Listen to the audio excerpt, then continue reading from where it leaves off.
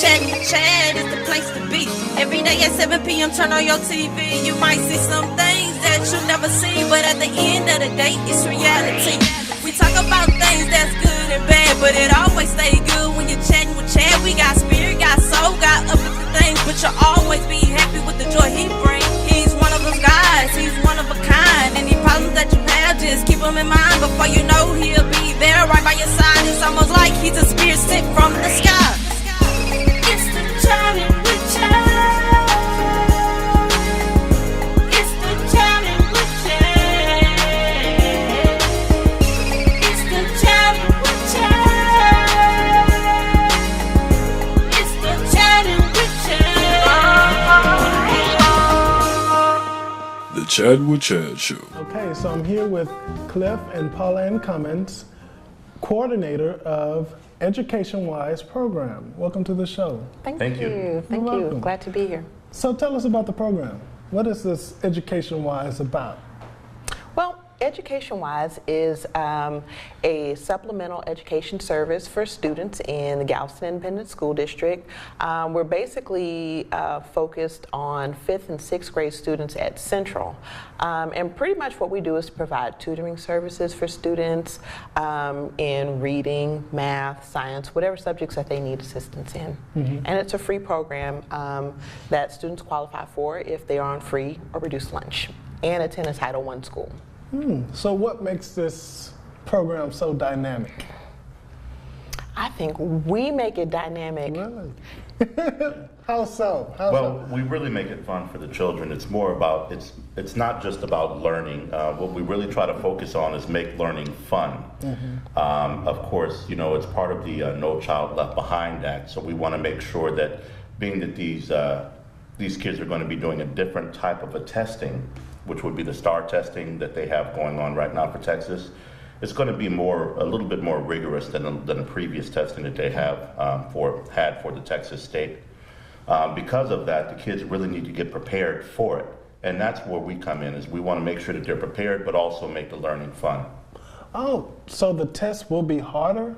Yes, that's Really? correct. I did not know that. Yeah. So what are your intentions?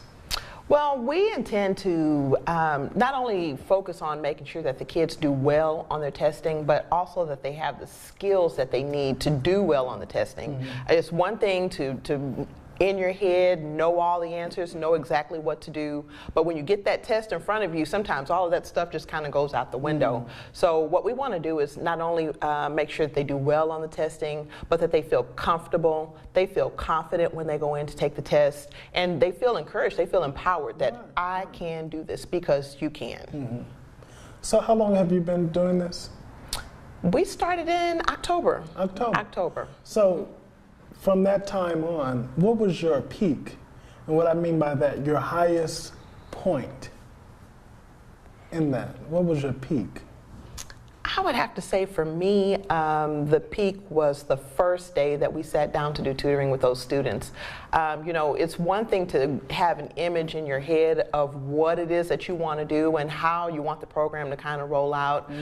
But when you look at how the program impacts those kids and how much they really were excited to be there, they really wanted to learn, and it really was such a positive experience for them and us.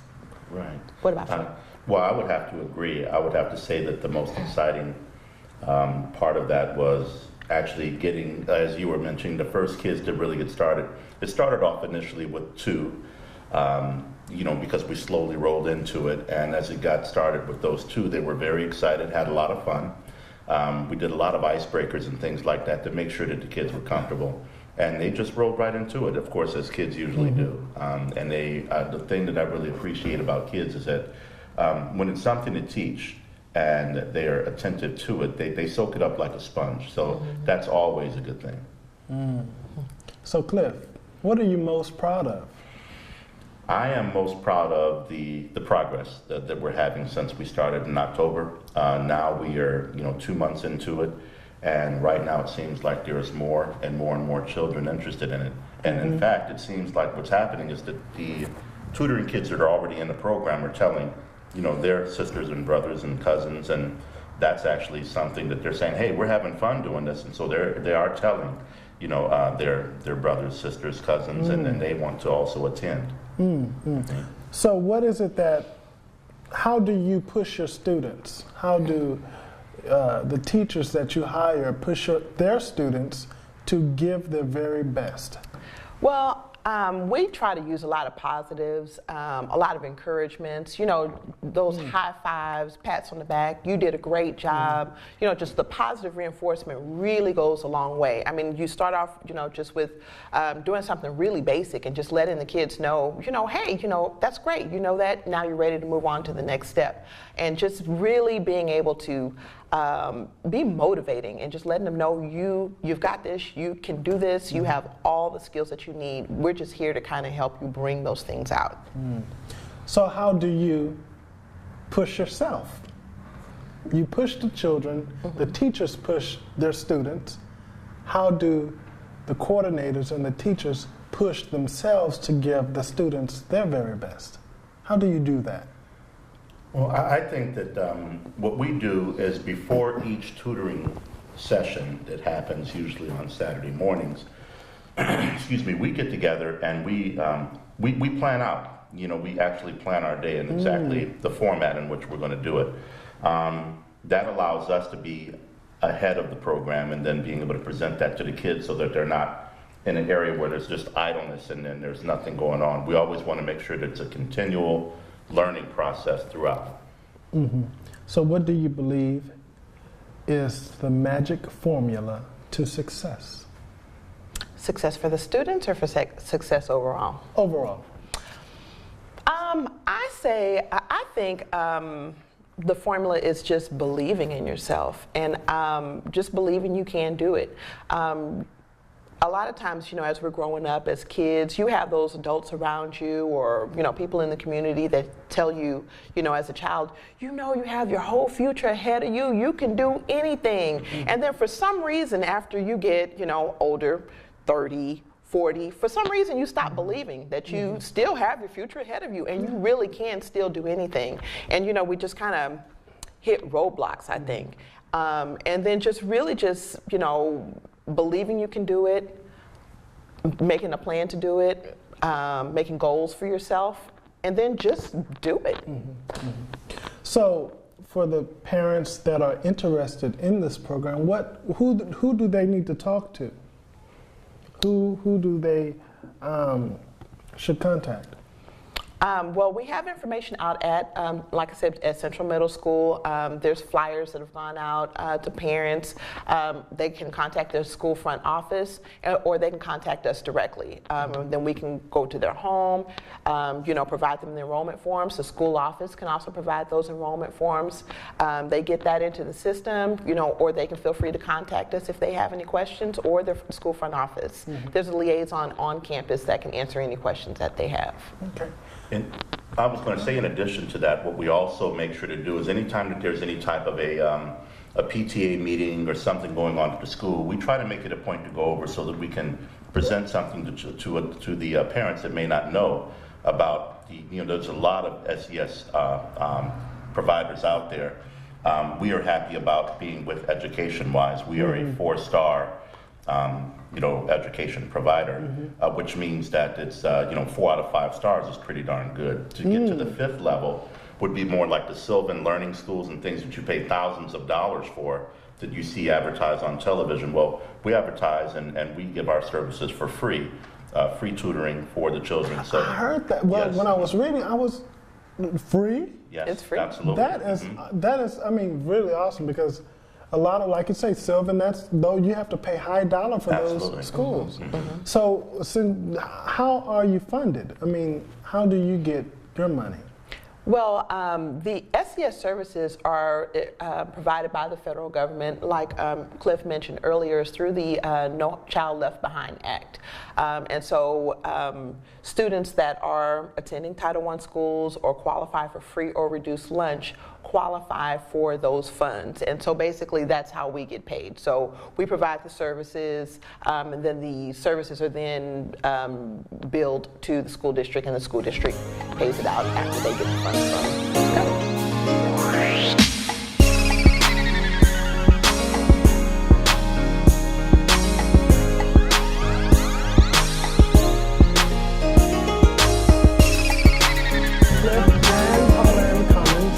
It is such a pleasure to be in their midst. So we were talking about, if you're just now tuning in, we were talking about how education-wise and how they are funded and what a great program it is for the children. It is. My next question is, do you think television, cell phones, and computers is responsible for illiteracy? Ooh, that's a good question. I think that as parents or guardians of young adults, everything needs to be in moderation. I don't think that it necessarily contributes to illiteracy. I think that as a community, as adults, sometimes we do need to do a better job at being more in control of what our kids are exposed to and how much time they spend being exposed to things like video games and television. Isn't it horrible? It is. And I think our students spend a lot of time doing those types of things. And there are some really good educational tools that you can find on computers and that you can find on the internet and you can find on your local television stations like the Chatting with Chan show. But at any rate, but like I said, everything in moderation. And I really do think that, we do need to have scheduled times for our kids where, there's not TVs, there's not telephones, there's, you need to sit down, focus, and, spend some time doing your homework or, just if you're not old enough to have homework yet, just sitting down and reading with mom and dad. Those times really build and reinforce a love of reading that I think is really important for our kids today. Do you think the same thing? Well, I think pretty much the same, just a tad bit differently, meaning that children, when they get in, home from school or what have you, they have a lot of idle time to do things other than homework. And a lot of times, if a child had a choice between doing homework or playing a video game, probably 99.9% of the time is going to be video game rather than doing their homework. And then, of course, you have the parent who, of course, comes home. They're ready to start dinner or something like that, and they'll sit their kids right in front of a television to watch cartoons or something while they're going to prepare dinner.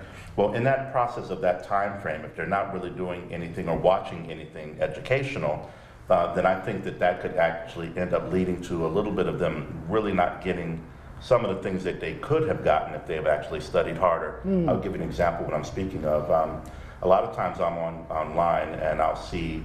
I'm very much of a stickler for grammar, and really? I am very much so. Yeah, so I'll see something where they say where they're using your in an improper context, and so instead of saying instead of the you are, they'll use y-o-u-r, like your, and I have a stickler for that, and I'm like, okay, well now, so where did that come from?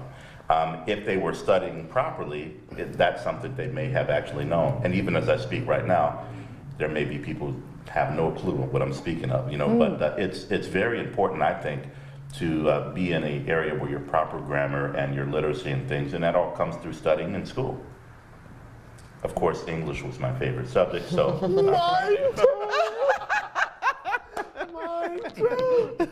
Wow. So how is it that you, what methods that you use to inculcate in your students that education is of utmost importance?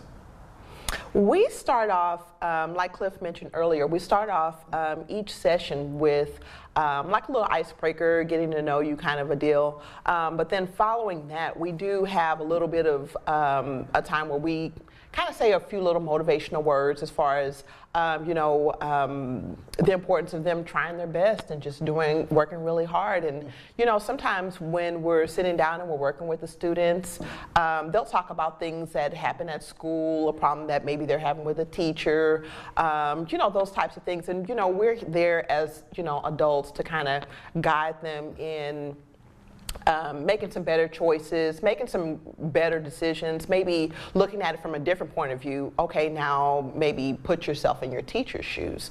What do you think your teacher is trying to tell you? Or what would you do if you were standing in the teacher's shoes? And she was a student, I mean, how would you approach that issue?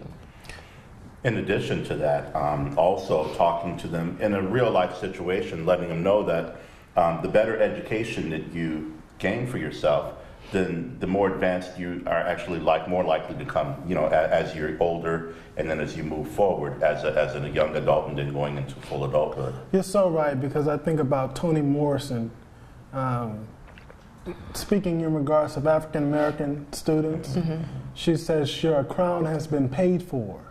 Now wear it. Exactly. Now that means, we have all the education accessible to us. Yes. Now utilize it. Use Exactly. that. So, just a few weeks ago, or about a week ago, the shooting in Connecticut took place. So sad. It was so harrowing. Exactly. It was very harrowing. How do you, and I know that students are very shaken up by that. Yeah. Because they feel that, anywhere is just unsafe. Right. How do you help them to appreciate that this is a safe haven for you? Well, just like I said, just really trying to build Trust?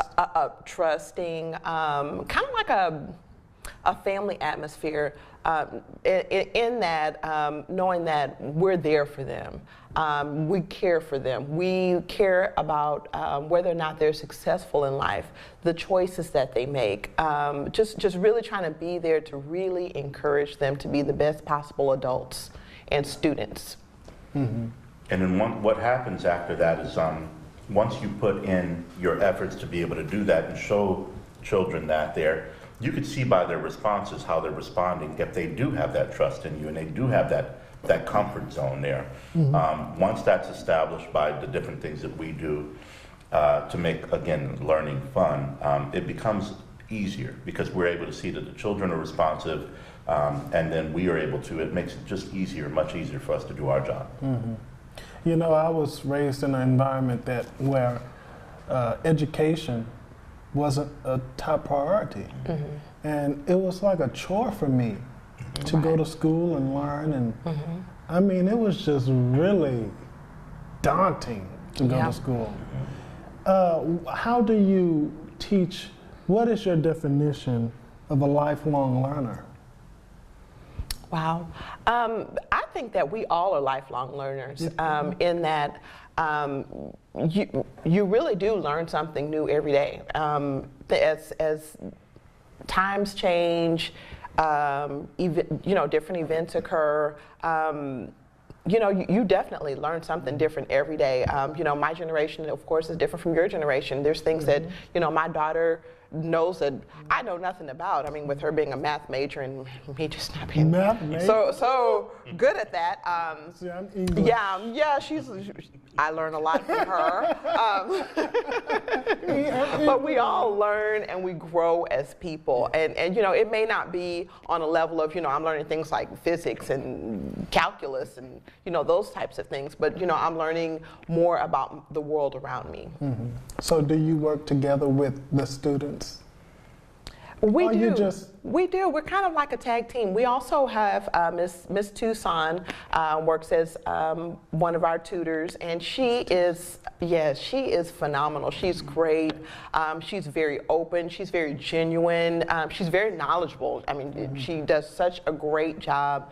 And she doesn't mind just, if she's got to keep going back and keep going back and keep going back, just to make sure that the kids understand it. And so in that way, of course, we're all of us, Jasmine Clemens, my daughter, she comes in also from time to time to, just kind of help and just be there to support, because it takes a whole village.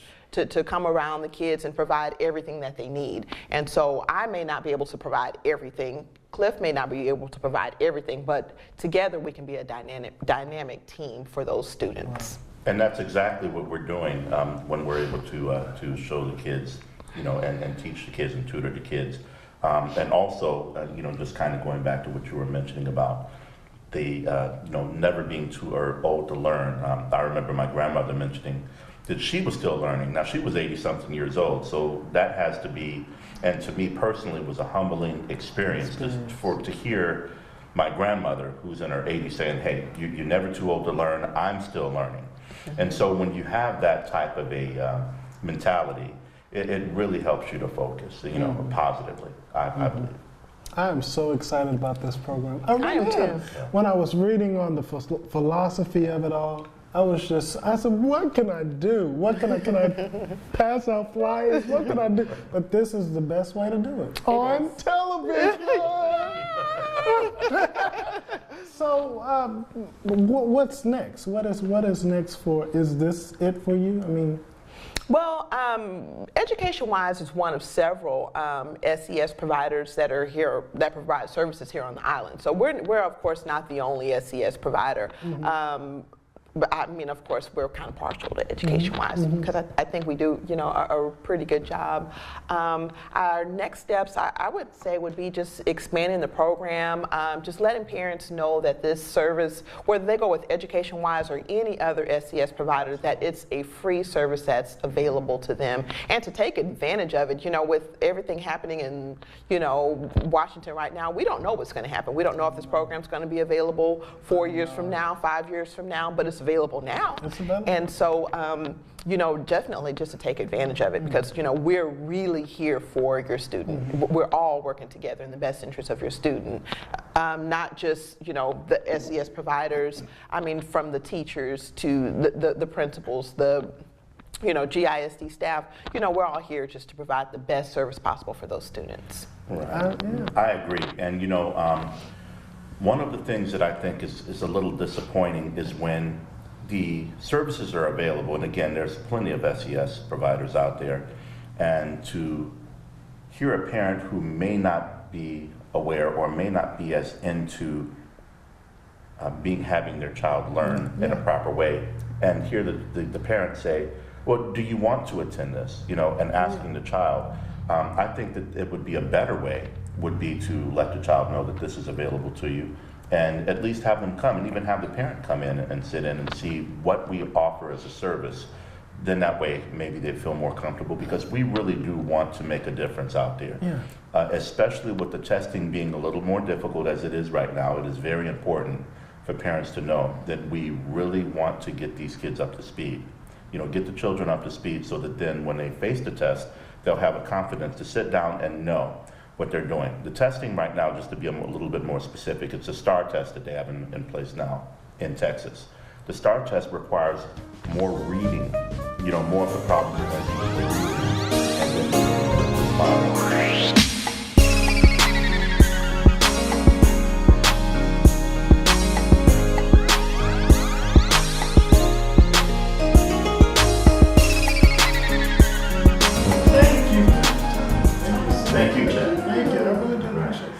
And again, this program will have certain success. I know it will have certain success. I feel it in my bones. Thank you. Me too. Yeah, but we pray that it will. Yes, we do. It will, because education is the key.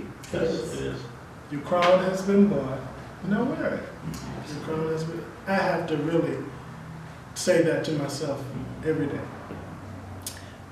I've thoroughly enjoyed talking to Cliff and Pauline about Education-Wise and how it helps the community and the students and the parents as well. It's a free of charge program.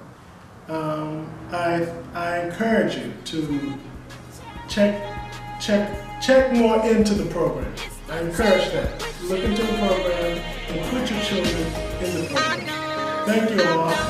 Until next time. Times get hard. You better wipe your tears. Give God all your fears. See, life is not easy, but times get hard. Keep your head up, stay strong, and have faith in God. He's straight out of D-Top, born and raised where it goes now. He came from the bottom, but look where he at now. Long as you believe, then you will achieve. Don't ever let nobody come between you and your dreams. It's the challenge with challenge.